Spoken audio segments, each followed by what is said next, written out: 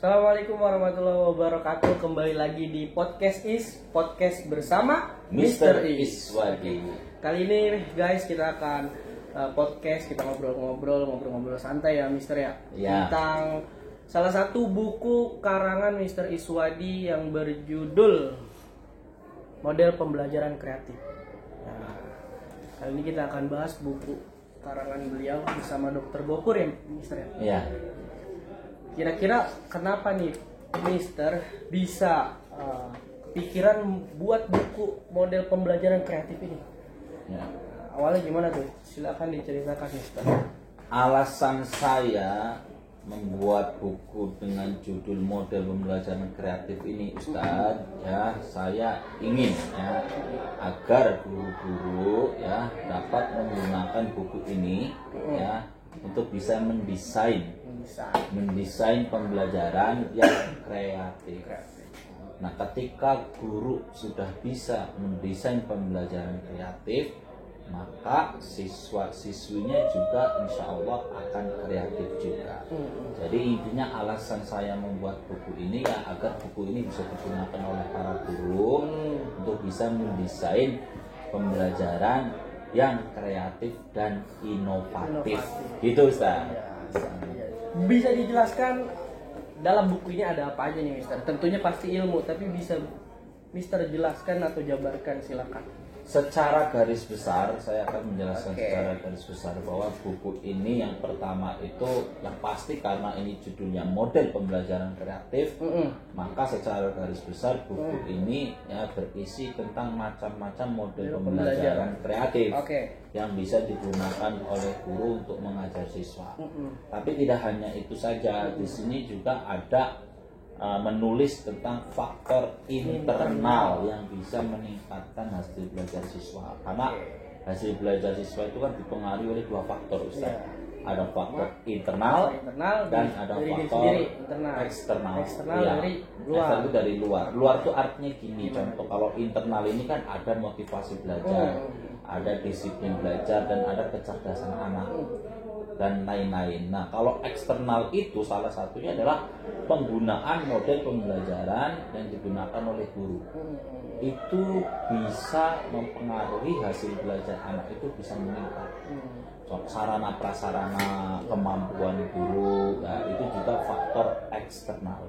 Oleh karena itu di dalam buku ini sebenarnya memuat ya juga faktor internal dan eksternal hasil belajar dan tantangan pembelajaran abad 21. Itu Ustaz secara garis besar itu. Tapi kalau pengen tahu ya bisa pesen buku ini ya ke saya. Stoknya masih banyak Ustaz. Ya. Berapa nih dibanderol harga berapa nih Mister untuk buku sehebat ini? Buku ini saya bantul cuma 60.000.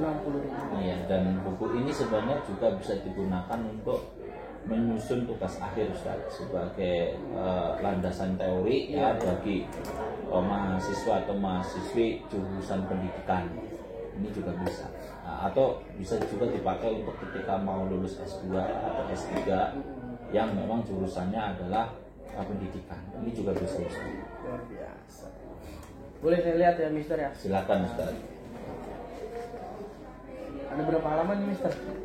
304 ya? Iya, 304 halaman. Termasuk ada daftar riwayat hidup penulis. Boleh saya baca daftar riwayat hidupnya Mister? Kita lihat dulu nih. Oke. Silakan Ustaz. Luar biasa. Sekalian para pemirsa biar tahu Ya, riwayat singkat hidup aja lah. Singkat Aja Ustaz, nggak usah banyak-banyak. Ya kan di Kota Brebes, Provinsi Jawa Tengah. SD Sida Mulia, SLTPN, SMPN 3 Wanasari, SMKN 1 Bulak Kamba. Kemudian Universitas Indra Prasta PGRI pada Fakultas Bahasa dan Seni dan mengambil jurusan Pendidikan Bahasa Inggris. S1-nya di Unindra ya ini. Iya. Unindra dan kemudian Mister lanjut di Magister Teknologi Pendidikan di Universitas Islam Asyafi'iyah. Gitu Waringin ya Mister. Iya. Dengan mendapatkan IPK 4 luar biasa kumlot pemirsa nih. Alhamdulillah Ustaz. Alhamdulillah. Dengar-dengar Mister juga S2 2 kali ya? Iya, betul. Saya melanjutkan Magister Pendidikan Bahasa Inggris di Unindra juga. Baru lulus kemarin, Ustaz. Luar biasa. Kira-kira ada apa namanya keinginan untuk lanjut S3 kan nih? Insya Allah doakan aja, Ustaz. Dengar-dengar istri juga ya? Udah S3 malah ya dulu? Iya, lagi Ustaz. Lagi. Insya Allah. Back to book, benar gak? Kembali kepada buku. Iya. Iya. Back to metode pembelajaran kreatif ini. Di sini banyak model pembelajaran yang kita bisa lihat di daftar isinya, guys. Kira-kira nih Mr. Iswadi paling seneng gitu di model pembelajaran yang apa nih? Atau yang sekiranya bagi saya guru agama nih yang masih awam banget untuk melakukan model pembelajaran kreatif, kira-kira gimana nih? Gitu. Oke, jadi ini yang pertama ini kan ada metode pembelajaran kisah. Kisah. Sebenarnya metode pembelajaran kisah itu hampir sama dengan storytelling. Nah, guru agama itu kan biasanya menceritakan tentang kisah-kisah Nabi, Ustaz, atau kisah-kisah sahabat Nabi. Betul nggak, Ustaz? Betul. Nah, itu Ustaz harus bisa menggunakan metode pembelajaran yang kreatif. Nah, ini bisa menggunakan metode pembelajaran kisah. Nah, contoh metode pembelajaran kisah itu anak ya diminta untuk menceritakan, Ustaz, menceritakan kisah Nabi tapi dengan menggunakan ini, Ustaz, bantuan-bantuan alat media pembelajaran.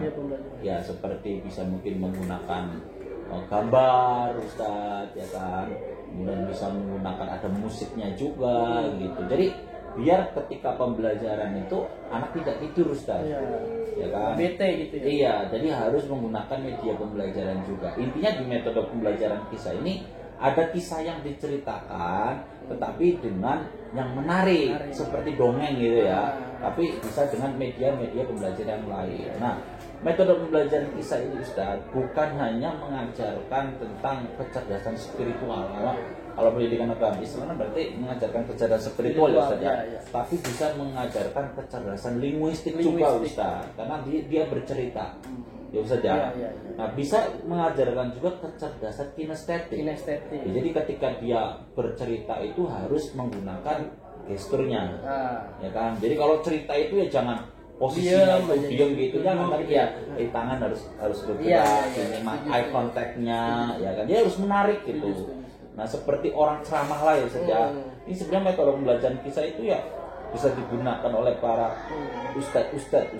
Jadi ketika ceramah itu biar yang mendengarkan itu tertarik juga harus pakai media, Ustadz. Nggak duduk aja ya? Iya, dan kalau bisa sih ya ada terobosan-terobosan terbaru lah ya, menggunakan media-media pembelajaran yang kreatif dan inovatif, video, musik seperti itu, Ustadz. Jadi ini metode pembelajaran kisah menurut saya sangat cocok untuk ngajarin tentang kisah-kisah Nabi dan kisah-kisah sahabat Nabi. Itu, Ustaz. Peristiwa-peristiwa di dalam Islam lah gitu ya. Iya.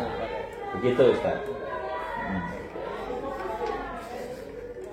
Ini ada beberapa model, 1, 2, 3, 4, banyak lah gitu ya. Banyak ya. Tentunya ini pasti Mister udah ngelakuin semua, bener?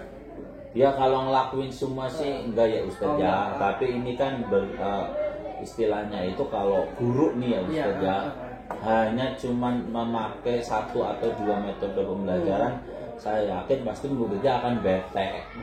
Bener nggak? Ya kan? Pasti bete itu. Kan tujuan kan materinya berbeda-beda, Ustaz. Tujuan pembelajarannya pasti berbeda-beda. Oleh karena itu model dan metodenya juga harus berbeda-beda. Iya kan? Iya, jadi kalau ingin siswa dan siswinya kreatif, gurunya juga harus kreatif. Kalau saya ya alhamdulillah, Ustaz, pernah mungkin kalau dihitung adalah 20 metode pembelajaran yang sudah saya gunakan selama saya menjadi guru. Gitu, Ustaz. Kemudian kalau pendidikan sekarang kan mengacu pada kurikulum merdeka, benar nggak, Pak Is? Iya, betul. Benar kan? Nah, kira-kira nih kemarin kita kan beberapa kali sudah mengadakan P5 ya? Iya. Itu kan pembelajaran juga, benar kan, Mister? Ya, semuanya pembelajaran. Ya. Nah, itu kira-kira yang cocok sama metode atau model pembelajaran itu yang seperti apa nih? Kurikulum merdeka itu yang P5 itu, yang bisa lebih efisien, minat anaknya lebih menarik. Kemudian ketika keluar dari Baru P5 itu benar-benar mereka ada produk atau ada yang dihasilkan, baik yang dihasilkan atau dalam diri dia ada perubahan. Gitu. Kira-kira model pembelajaran yang seperti apa tuh Ustaz? Sebenarnya gini Ustadz, mau kurikulumnya apa? Sebenarnya dalam proses pembelajaran itu intinya guru itu harus menggunakan metode pembelajaran yang sesuai dengan tujuan pembelajaran. Mau kurikulumnya apa? Apapun itu kurikulumnya. Kalau kurikulum Merdeka kan sebenarnya esensinya itu ya ini memberikan kesempatan kepada siswa untuk bisa kreatif dan inovatif. Ya, agar mempunyai jiwa nasionalisme juga. Nah, tetapi yang kadang-kadang nggak disadarin oleh oleh sekolah itu kadang-kadang proyek-proyek yang dihasilkan oleh siswa itu harus berbentuk produk. Harus padahal ya sebenarnya kan intinya ada proyek profil pelajar Pancasila itu kan agar terjadi perubahan tingkah laku. Artinya perubahan tingkah laku itu beginilah. Contoh, anak itu ada yang suka membuli temannya. Nah, itu dia. Ya. Itu contoh ya. Ya. Nah, ini kan biasanya di sekolah-sekolah pasti terjadi. Ada cyberbullying lah. Ada bullying yang bentuknya verbal non verbal. Artinya berarti kalau kita ingin ada perubahan tingkah laku yang lebih baik lagi untuk bisa mencegah agar tidak terjadi bullying itu, maka sekolah itu harus bisa membuat proyek ya yang berbasis kepada aktivitas atau kegiatan yang bisa mengurangi bullying tersebut. Nah, apakah metode pembelajaran yang harus digunakan? Tentunya model pembelajarannya banyak. Salah satunya di situ ya banyak, kita bisa menggunakan project based learning bisa, karena kan anak ntar harus bisa harus bisa, karena kan project based learning atau problem based learning itu kan berbasisnya kepada masalah. Kan dibikin masalah dulu, kemudian bisa nggak nih ada masalah bullying nih di tempat kalian. Nah, kira-kira ayo kita bikin bikin suatu proyek untuk bisa mengatasi masalah ini. Nah, tetapi di dalam project based learning atau problem based learning ini kan ntar juga banyak sekali teknik-teknik atau metode yang digunakan. Ada diskusi, juga ada brainstorming, ya kan. Kemudian media-media pembelajarannya juga pasti banyak digunakan. Di situ ada video, ya kan. Kemudian ada modul, ya, dan lain-lain. Jadi intinya untuk bisa mengembangkan kemampuan siswa itu kita tidak bisa hanya menggunakan metode atau model pembelajaran satu saja. Nggak bisa, pasti kombinasi dari berbagai macam metode. Nah, balik lagi kepada tadi bahwa proyek profil pelajar Pancasila ini jangan harus produk produk ya, tapi produk itu esensinya adalah bisa nggak dengan kegiatan menghasilkan produk itu kemudian diikuti nggak dengan perubahan tingkah laku. Nah, untuk melihat itu kan berarti setelah proyek selesai harus ada evaluasi dari sekolah. Contoh, sebelum proyek itu kasus bullying ada 5 contoh di sekolah. Setelah proyek ternyata berkurang 2, 3, itu berarti kan ada perubahan tingkah laku. Intinya gitu sebenarnya. Maka sebenarnya menurut saya proyek profil pelajar Pancasila itu ya lebih kepada tujuannya itu adalah perubahan sikap. Nasionalismenya meningkat, saling hormat menghormati, ya kan, bermusyawarah, kerjasama, kooperatif. Ya seperti yang inilah sila 5, sila 1, 2, 3, 4, dan 5 kan. Dan jangan lupa proyek profil pelajar Pancasila juga harus bisa meningkatkan takwa kita kepada Allah. Itu yang paling penting. Betul setuju. Karena di sila pertama kan. Benar. Setuju, Mr. Is. Penjelasan yang sangat singkat, padat, namun bermakna daging semua, guys. Nah, Kemudian saya ingin bertanya kepada Mister, rencana pelaksanaan pembelajaran atau yang biasa kita kenal RPP. Tentunya sangat penting bagi seorang pengajar, benar gak Mister? Betul. Nah, sebelum kita melakukan pembelajaran, pasti kita harus punya rencana pelaksanaan pembelajaran.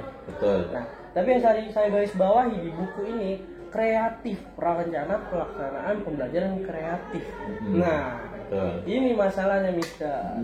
Kebanyakan guru-guru termasuk saya, kalau buat RPP pasti copy paste dari yang sebelumnya. Gitu. Ustaz mengakui dong. Mengakui dong. Nah, makanya saya tertarik di sini rencana pelaksanaan pembelajaran kreatif. Seperti apa dan bagaimana bagi guru-guru yang mungkin seperti saya gitu, yang banyak kurangnya gitu. Iya, terima kasih Ustaz. Jadi gini Ustaz, namanya juga rencana. Rencana, planning. Betul nggak Ustaz? Betul. Jadi ketika kita mau melakukan sesuatu itu kan harus ada rencana Ustaz. Betul nggak? Betul. Coba bayangkan ketika kita mau melakukan sesuatu terus tidak ada rencana. Kira-kira apa yang akan terjadi Ustaz? Wah, kacau, berantakan. Iya kan? Tidak terencana dengan baik, tidak terarah ya kan. Maka guru ketika mau mengajar itu minimal sekali ya, itu punya rencana. Walaupun rencana itu belum 100% bagus ya kan, tapi minimal itu rencana. Artinya di openingnya mau seperti harus apa? Harus secara tertulis. Iya Ustaz, karena kan orang kan gampang lupa manusia. Banyak urusan, banyak yang lain-lain. Berarti kan harus dituliskan. Kalau dituliskan kan berarti ada guide-nya kan. Oh kita habis ini ngapain kan bisa, ketika kita lupa bisa melihat ini. Berarti ntar langkah berikutnya ini, langkah berikutnya. Jadi sebenarnya kenapa RPP itu harus ditulis? Karena untuk mengingatkan agar kita tidak lupa langkah selanjutnya. Betul nggak Ustaz? Ya, bener nggak? Ya kan. Oleh karena itu, yang contoh, ya, openingnya itu akan diisi apa saja, itu harus dituliskan. Kemudian di kegiatan inti itu akan diisi apa, kemudian di kegiatan penutup akan diisi apa, itu harus terencana. Ya, dan harus dibuat sendiri. Nah itu dia. Iya kan? Karena ketika kita minimal menulis sendiri kan kita jadi tahu di kelas itu mau ngapain. Opininya gimana, kegiatan inti gimana, kegiatan penutupnya gimana. Kalau kekurangan pasti ada, betul nggak Ustaz? Betul nggak? Betul. Pastilah namanya sesuatu tidak ada yang sempurna. Nah, di sini kenapa saya menamakan rencana pelaksanaan pembelajaran kreatif? Oke, bedanya apa tuh? Yang biasa aja. Ya biasa saya tidak tahu yang biasa seperti apa ya. Ya, kalau saya kan selama saya mensupervisi guru, kemudian saya juga ini ya lihat RPP di internet, ya kan, itu ya kadang-kadang RPP-nya itu bikin pusing. Artinya ya banyak banget penjelasannya, tapi benar, apakah itu benar dilakukan di kelas atau bagaimana? Tapi di RPP kreatif ini saya simple Ustaz, sangat simple sekali, tapi isinya itu ya bisa dilaksanakan di kelas. Ya terus gini, kreatif karena gini Ustaz, anak itu ya itu memiliki berbagai macam kecerdasan. Nah, ketika anak memiliki berbagai macam kecerdasan, maka anak akan memiliki gaya belajar yang berbeda-beda. Gaya belajar itu secara umum ada 3 Ustaz. Ada gaya belajar kinestetik, kemudian gaya belajar visual, kemudian ada gaya belajar audiovisual. Itu secara umum. Nah, ketika anak memiliki gaya belajar ini, berarti kan anak memiliki different yang berbeda ya. Sesuatu yang berbeda antara anak yang satu dengan anak yang lain itu adalah berbeda. Nah, maka anak itu akan memiliki kecerdasan yang berbeda-beda Ustaz. Nah, jadi RPP kreatif ini berbasis kepada multiple intelligences dan gaya belajar anak. Apa tuh? Nah, contoh begini contohnya. Di kelas Ustadz itu ada anak yang cerdas secara linguistik. Ada anak yang cerdas secara kinestetik. Dan ada anak yang cerdas secara sosial. Nah, ketika mereka memiliki berbagai macam kecerdasan ini, otomatis mereka memiliki gaya belajar yang berbeda-beda. Betul nggak Ustaz? Nah, di RPP kreatif ini kita harus punya ya Ustaz tabulasi kecerdasan apa yang dimiliki oleh anak. Maka di awal-awal itu kita harus mengadakan ya identifikasi kecerdasan anak, Ustaz. Seluruhnya. Iya, setelah kita tahu kecerdasan anak, kemudian di kelas ini ternyata ada ini anak yang cerdas ini, kan beda-beda tuh. Ya, maka kemudian kita baru bisa menentukan kita akan menggunakan metode pembelajaran apa. Walaupun berbeda-beda nih. Bisa, karena ada satu. Jadi oleh karena itu di RPP kreatif itu metode pembelajaran yang digunakan itu harus lebih dari satu. Oke. Ya. Tujuannya apa? Di mix gitu. Ya, jadi setiap tahapan kegiatan itu kan caranya berbeda-beda. Ya. Kan bisa ya. Maka intinya di RPP kreatif itu guru nggak boleh menggunakan satu metode pembelajaran, harus lebih dari satu. Tujuannya apa? Tujuannya metode pembelajaran ini untuk mengcover kecerdasan anak dan gaya belajar anak. Dalam satu waktu memakai metode pembelajaran lebih dari satu. Dan gini Ustaz, RPP itu kan 1 KD Ustaz. Oke. Nah, 1 KD itu kan bisa 2 pertemuan ataupun 3 pertemuan. Ya kan? Artinya di 1 KD itu guru itu harus menggunakan lebih dari 1 model pembelajaran. Nah, contoh Ustaz ya. Saya mengajarkan materinya adalah naratif teks. Ya kan? Maka kecerdasan yang paling dominan banget yang harus diajarkan di naratif teks ini kan kecerdasan linguistik. Tidak Ustaz ya. Maka metode pembelajaran yang akan saya gunakan di situ adalah storytelling. Storytelling. Nah, dengan storytelling Ustaz, itu bisa meningkatkan kecerdasan linguistik anak, tapi bisa juga kecerdasan linguistik bisa meningkatkan kecerdasan kinestetik anak. Kinestetik kenapa? Karena mereka bercerita itu bergerak. Nggak mungkin orang bercerita itu begini aja, Ustaz. Tapi kan ada. Ya kan? Ya makanya dia nggak bagus, ya kan? Kan storytelling. Ya, storytelling itu kan dia harus gesturnya harus ada. Ya kan? Harus menggunakan media. Nah, otomatis storytelling itu akan meningkatkan kecerdasan linguistik dan kecerdasan kinestetik. Dan juga yang punya kecerdasan yang punya gaya belajar audio ya ketika bercerita ya dia akan mendengarkan. Nah, otomatis bisa terakomodir kan gaya belajar mereka. Nah, setidak-tidaknya dengan teori ini Ustaz, ketika kita menggunakan lebih dari 2 model pembelajaran, saya yakin anak itu akan kreatif Ustaz. Dan saya sudah coba, ternyata anak itu kreatif Ustaz. Sangat kreatif. Nah, oleh karena itu syarat di RPP kreatif ini pertama kita harus mengetahui dulu gaya belajar dan kecerdasan yang dimiliki oleh anak. Setelah itu ya baru kita bisa menentukan metodenya apa, kan? Nah, kemudian apa Ustaz? Di RPP kreatif ini juga Ustaz di awal-awal pembelajaran di kegiatan pendahuluan itu ada yang namanya ini Ustaz alpha zone. Alpha zone itu gini Ustaz. Jadi gini, contoh. Ustaz masuk kelas nih. Ketika masuk kelas kan pasti kondisi anak itu secara psikologis berbeda-beda Ustaz. Ada yang lagi ngelamun, mungkin dia pengen beli handphone baru, ya kan Ustaz ya. Ada yang lapar, ya kan Ustaz. Ada yang lagi sedih, mungkin diomelin sama bapak ibunya. Jadi ketika Ustaz masuk kelas itu kondisi psikologis anak itu masih berbeda-beda. Betul nggak Ustaz? Betul. Maka kita harus ya satukan kondisi mereka dulu Ustaz. Dengan apa? Nah, ini bisa dengan ini Ustaz, bisa dengan bernyanyi bersama, solawatan, bisa solawatan, iya, atau bisa main tebak-tebakan, atau bisa senam kotak, macam-macam Ustaz, ya kan? Contoh, ayo anak sebelum kita belajar kita solawatan dulu, ya, adem kan Ustaz? Adem. Itu namanya alpha zone. Ya, jadi ketika mereka sudah menyatu nih, moodnya sama, baru Ustadz masuk tuh jelaskan tujuan pembelajaran apa yang ingin Ustadz sampaikan. Ambil fokusnya dulu gitu ya? Iya, difokuskan dulu. Nah, itu di RPP kreatif itu harus begitu. Iya. Nah, kemudian ketika Ustadz menyampaikan tujuan pembelajaran, contoh Ustadz ya, jadi gini Ustadz, saya tanyakan kepada Ustadz, Ustadz kira-kira punya usaha motor kan? Punya usaha motor kan? Betul? Kenapa Ustadz mau usaha motor?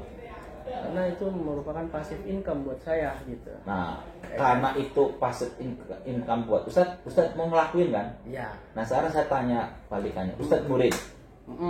Terus murid nih. Terus murid ini mau belajar sesuatu tapi nggak tahu alasannya. Kira-kira mau belajar nggak? Nggak tahu. Nggak mau dia. Pasti nggak mau kan? Iya dong. Saya belajar materi ini buat apa manfaatnya buat saya? Ya, paham, betul nggak? Nah, maka di situ Ustadz tuh harus bisa menjelaskan kepada siswa tujuan pembelajarannya apa, materi ini untuk apa dalam kehidupan sehari-hari. Iya. Contoh Ustadz ya, ada seorang guru olahraga, mau ngajarin renang kepada siswanya.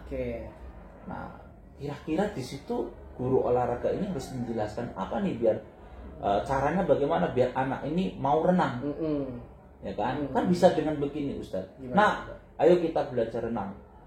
Kira-kira kalau kalian nggak bisa renang, terus kalian lagi perjalanan naik kapal, kemudian kapalnya itu tenggelam, terus kalian nggak bisa renang, kira-kira apa yang akan terjadi? Kalian akan mati. Bener. Karena kalian nggak bisa renang. Oleh karena itu, ayo kita belajar renang. Gitu Ustaz. Jadi menjelaskan tujuan pembelajaran ke anak, alasannya apa itu harus real. Nggak boleh abstrak. Nah, kalau anak sudah bisa kita buka pikiran mereka butuh materi ini, maka secara tidak langsung anak pasti akan belajar dengan serius. Setuju. Nah, di RPP kreatif itu harus ada ini Ustaz. Maka di opening RPP kreatif ini itu sangat penting sekali.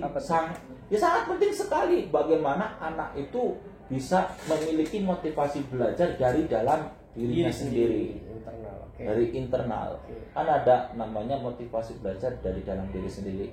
Ya kan namanya intrinsic motivation. Nah, itu sangat penting. Kalau mereka sudah mau belajar sendiri Ustaz, enak guru. Tinggal mengarahkan. Itu Ustaz. Jadi intinya RPP kreatif ya di opening tuh harus ada seperti itu. Nah, kemudian masuk kegiatan inti. Nah, kegiatan inti ini jadi ini Ustaz. Kalau RPP kreatif berbasisnya adalah student center, bukan teacher center. Jadi jangan sampai guru itu banyak yang bercerita, guru banyak yang menjelaskan, nyuapin lah ya. Tapi siswa yang aktif, tapi dengan fasilitatornya atau guide-nya adalah guru. Itu Ustaz. Maka di dalam metode pembelajaran yang digunakan di RPP kreatif ini ya harus bisa memberikan ya kesempatan kepada siswa untuk bisa belajar lebih banyak. Nah, di terakhir tuh di penutup harus ada hikmah. Apapun mata pelajarannya harus diberikan hikmah. Jadi setelah anak-anak itu belajar materi ini, hikmahnya apa? Nah, kita bisa kutip ayat Al-Quran atau bisa kita kutip hadis-hadis dari Nabi Muhammad yang ada kaitan dengan materi. Kemudian kita jelaskan bahwa ini loh hikmah dari materi ini. Itu jadi RPP kreatif saya. Itu saya kira-kira seperti itu. Paham saya. Alhamdulillah luar biasa pencerahan buat saya juga tentunya. Umumnya buat para pemirsa Iswadi Channel. Adi Iswadi. Adi Iswadi Channel, maaf ya. Selanjutnya mungkin ini yang terakhir karena sudah waktunya makan siang ya, Mister ya. Faktor internal dan eksternal siswa dalam meningkatkan hasil belajar. Kira-kira yang sangat berpengaruh faktor internal atau faktor eksternal atau kedua-duanya harus saling berkaitan, gimana menurut Mister? Berdasarkan hasil penelitian Ustaz, kita tidak bisa bilang bahwa faktor internal itu lebih dominan daripada faktor eksternal dalam meningkatkan hasil belajar siswa. Atau sebaliknya? Ya, atau sebaliknya. Tetapi banyak penelitian membuktikan memang faktor internal dan faktor eksternal ini ya itu mempengaruhi hasil belajar siswa. Nah, kalau faktor internal ini kan disitu ada minat belajar, ada motivasi belajar, ada konsep diri, ada sikap, ada gaya kognitif, ada kreativitas. Nah, kemudian di faktor eksternal ini ada media pembelajar, media pembelajaran, ada model pembelajaran yang digunakan oleh guru, ada kemampuan guru, ada sarana dan prasarana, dan lain-lain. Tetapi Ustadz, faktor eksternal ini, contoh model pembelajaran. Kalau gurunya tidak menggunakan model pembelajaran yang kreatif, maka tidak bisa meningkatkan motivasi belajar dan minat belajar. Kan gitu Ustaz. Kalau gurunya menggunakan model pembelajaran yang kreatif, kemampuannya bagus, sarana prasarananya bagus, menyenangkan, maka minat dan motivasi belajar itu akan meningkat. Betul nggak Ustaz? Nah, ketika itu meningkat, maka kemudian siswa ya akan dengan sendirinya akan belajar dengan aktif. Betul nggak Ustaz? Betul. Jadi ada hubungan yang sangat erat ya antara faktor eksternal dan internal untuk meningkatkan hasil belajar siswa. Itu Ustaz. Jadi tidak bisa terpisahkan. Tidak bisa. Kesinambungan ya. Selalu bergandengan. Kan gini contoh Ustaz. Ustaz sudah menggunakan model pembelajaran yang kreatif, tetapi ternyata minat anaknya tidak ada.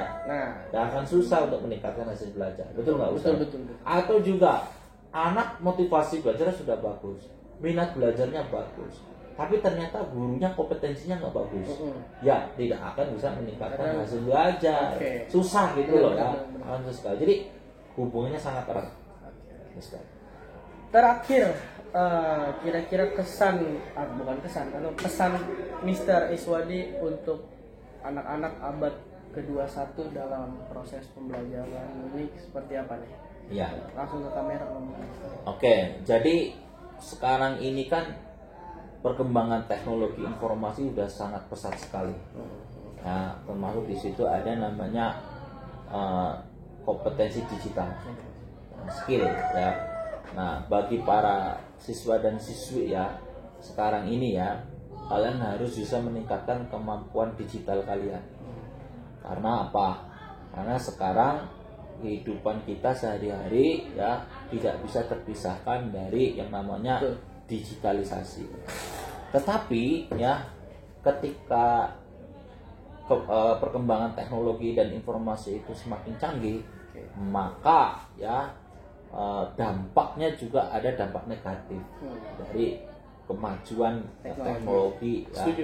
Oleh karena itu ya anak-anakku atau siswa-siswaku semuanya harus berpegangan kepada agama kalian. Jadi tetap ya bahwa agama itu nomor satu ya, karena dengan kita ya akan bertindak sesuai dengan ajaran agama kita, maka insya Allah apapun itu akan membawakan dampak yang positif. Jadi jangan lupa tetap sholat 5 waktu, jangan lupa untuk berbakti kepada orang tua dan guru ya, dan jangan lupa untuk selalu ya melakukan ajaran agama kalian. Itu sih Ustaz.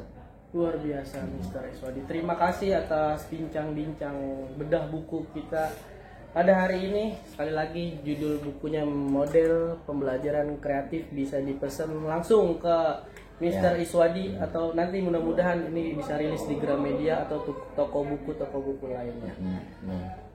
Silakan ditutup Mr. Iswadi. Ya, terima kasih.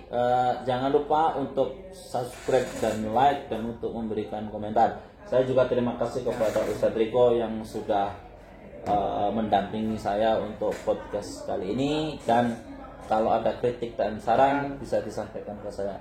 Dan saya mohon maaf kalau ada informasi-informasi dari saya yang salah ya, itu datangnya dari saya. Terima kasih. Assalamualaikum warahmatullahi wabarakatuh.